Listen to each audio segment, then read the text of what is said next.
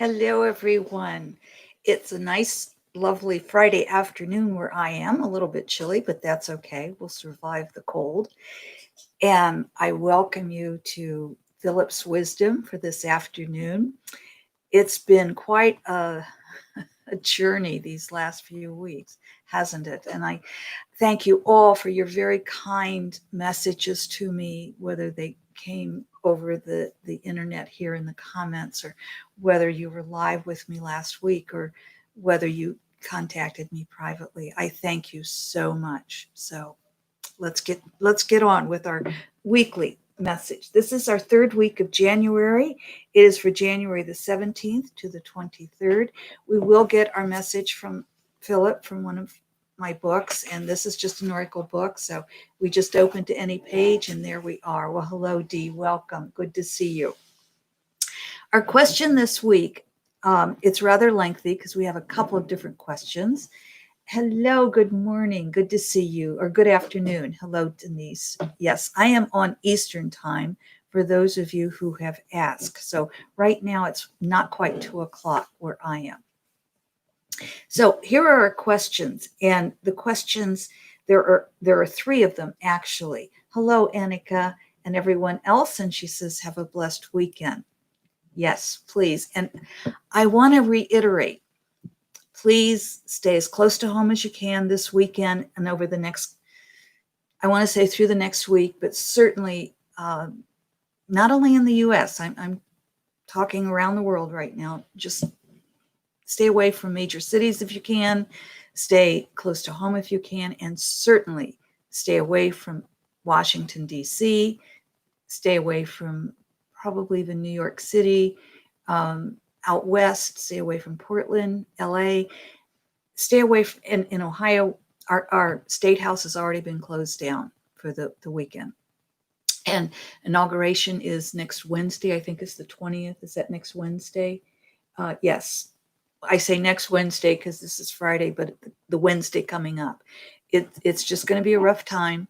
We're going to get through this. Philip's going to explain a bit more about that. So let me tell you what the questions are and read you the answers, but please stay away from the capitals of any place in the U.S. And I think that there could be some of that worldwide, not nearly as much. Okay, we have three questions. The first one is, why is all this taking place, meaning the turmoil in the U.S.? And what do we have to learn about it? And then the third question is a little bit longer. So I'm going to just read it. Here's the, if a soul agrees to take on the role of creating chaos and suffering in order to open a wound that needs healing, does that soul also then agree to take on the karma resulting from those acts? Or is the agreement more like, okay, fine, I'll go and commit all these evil acts, but I want immunity? If I'm doing this to advance humanity, I don't want to atone for, and then fill in the blank. And the questioner, the writer, fills in certain blanks like extermination of the Jewish people, locking children in cages, denying medical care, assaulting women, and so forth. Or, as a lawyer would put it, does the soul's agreement contain a qualified immunity clause for those advanced souls who agree to take on the, in quote, evil hero role? All right, we got a lot here, don't we? So let's get started and see what Philip had to say about all this. I found it interesting myself, so I'm always grateful for your questions because they teach me. So yes, Dee is reminding everybody to, yes, stay safe, please. Okay, here we go. As we have stated previously, that which is taking place in the U.S. is healing. We know it, but it's still, yeah. There has been a wound festering since the beginning of the country. Once established, the harm caused by the energy of the country was overridden at times by the new life brought on by love. However, a wound must be healed, not just scarred over. For the wound to heal, it must be open from time to drain. Okay.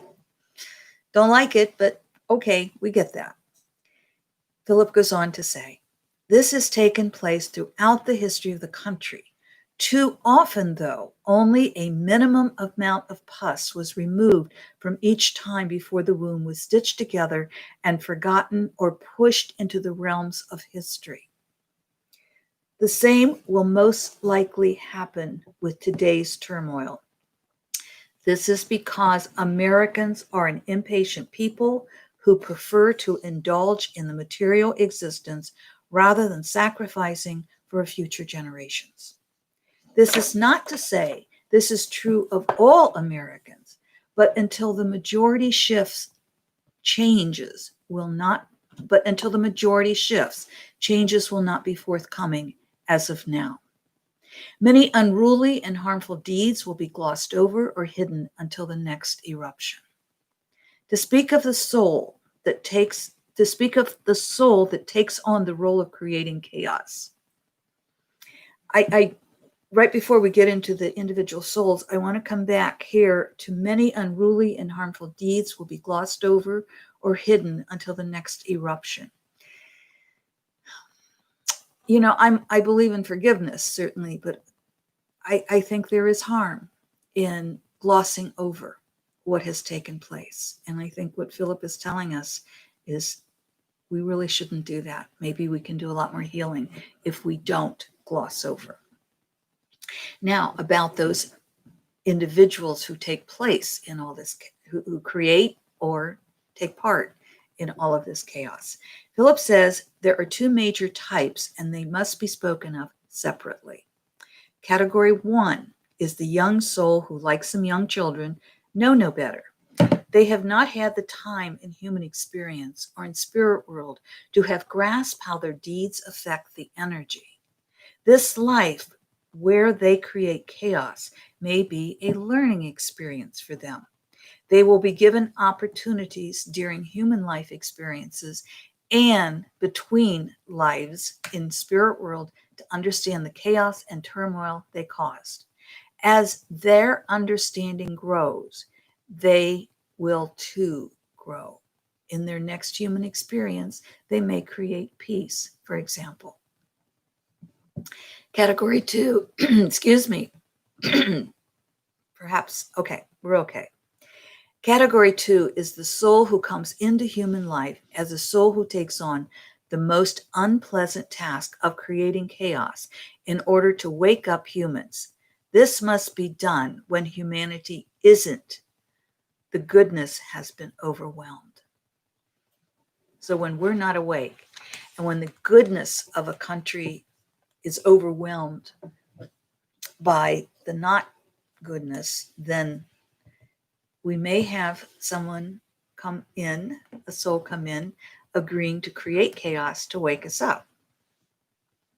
Phillip goes on to say, this is the one who pulls the scab off the wound with as much force and chaos as the young soul we spoke of. There are major differences, however. This soul, unlike the young soul, does have knowledge of what is taking place and also understands it must be done. To take part in opening a wound of this nature, all who take part are aware of what is being asked of them, and all must agree. This includes those who lead, those who oppose, and those who are harmed on the physical level. These are highly developed souls who understand their role. The question that was originally asked speaks of karma as though it is a punishment. We assure you, in spirit, there is no punishment. There is always opportunity to be love. Humans believe in cause and effect, reward and punishment.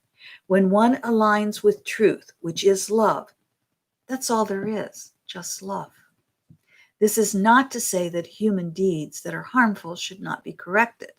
They should be, as should the person who is creating harm. So we're talking of correction rather than punishment here. Let us hear this story. Phillip, like me, is a storyteller, so I love the stories. I am a ruler who has harmed others. I wait for someone to stop me, but no one steps forward. So I harm others. Still no one steps forward to stop me. So I harm again and again. Finally, someone steps forward and says, stop. Two ways appear here now.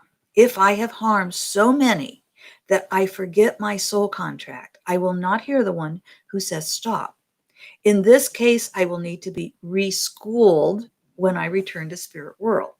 However, if I remember why I am here, I will welcome the one who says stop and ask that we work together to heal the wound.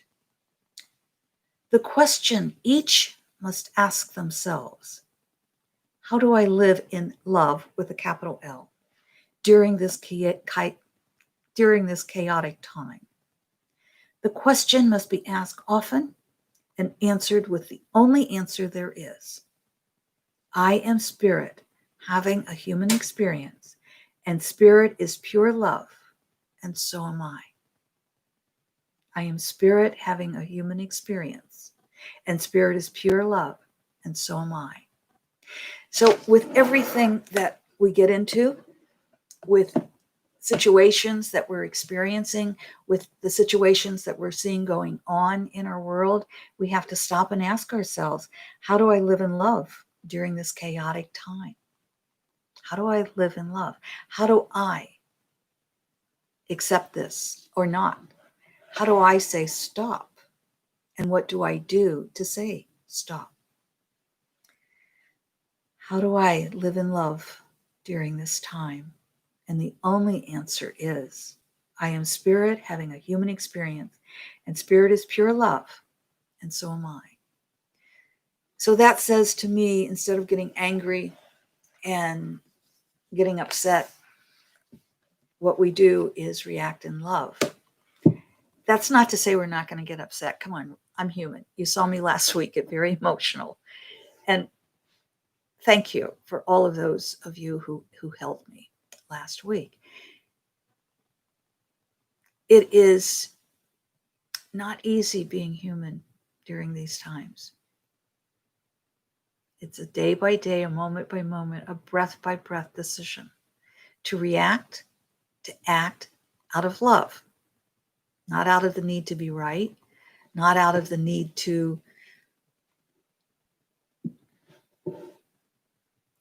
release anger, but out of love. And love is powerful. Love, you've heard me say it over and over, love is an active verb. So it may mean writing a letter to the congressman or congresswoman. If we write that letter, though, think about it. If you receive a letter, are you going to receive a letter if it's yelling at you? Or are you going to receive a letter that you feel is sincere?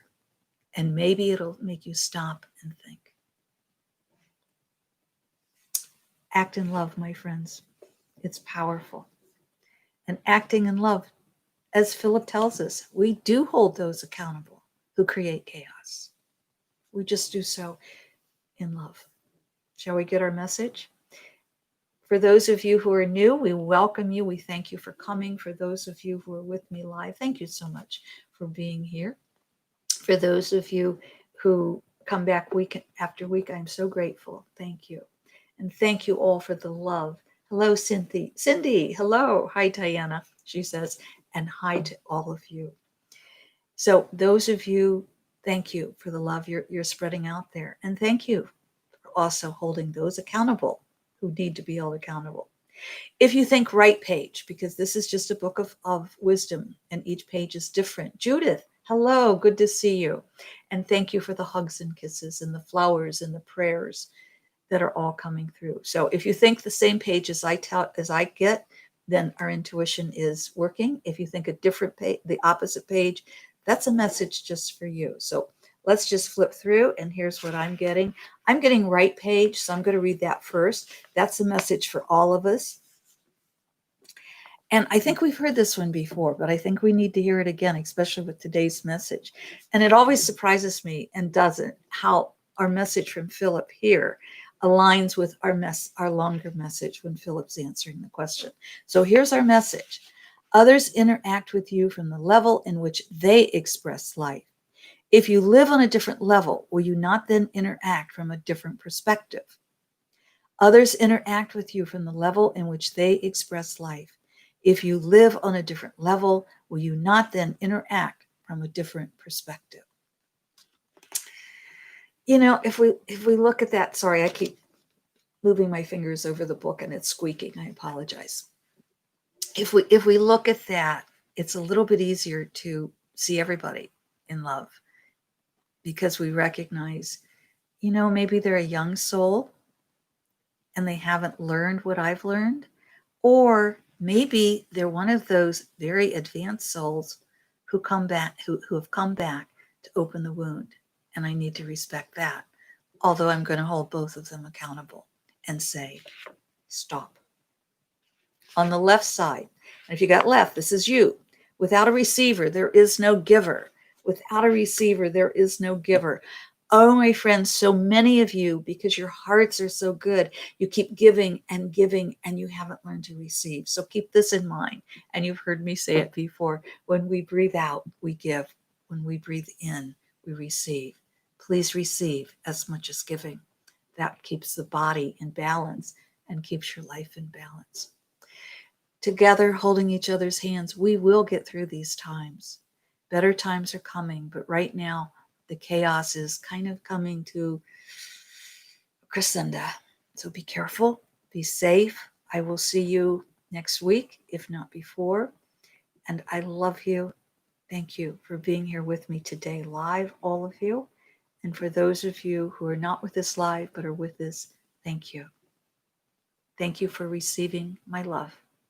And thank you for, we got another message here, for the love you send me. But first time live, thank you. And Phillip, for your message. I am open to receiving. I love it. And she or he, I'm not sure. This is Denise putting hands up like this to receive. Yes, my friends, receive and give both. Thank you. Until next week, I love you. I love you.